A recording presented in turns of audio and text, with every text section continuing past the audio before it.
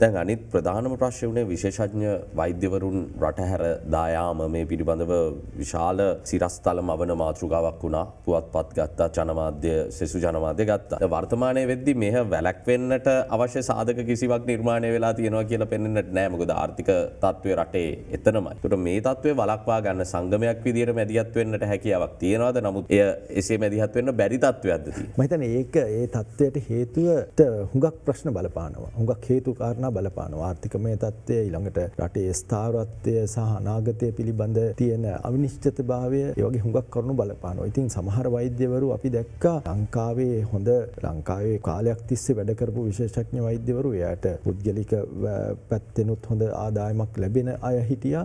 නමුත් ඒ අයත් රට සමහර අය ගියා. ඉතින් ඒ අය යන්නේ සමහර වෙලාවට ඒගේ ළමයින්ගේ අනාගතය ගැන අවිනිශ්චිතභාවය නිසා. ඉතින් මම හිතන්නේ ඒ තත්ත්වය ඇති කිරීම අපිට වෛද්‍ය සංගමයේ විදියට කරන්න පුළුවන් දායකත්වය බොහොම සීමිතයි. ඉතින් නමුත් ඒක රජයක් විදියට විවිධ ප්‍රතිවලින් කළ යුතු දෙයක් කියන එක තමයි මම විශ්වාස කරන්නේ. අද දෙරණ YouTube නාලිකාව YouTube අද දෙරණ දැන්ම සබස්ක්‍රයිබ් කරන්න.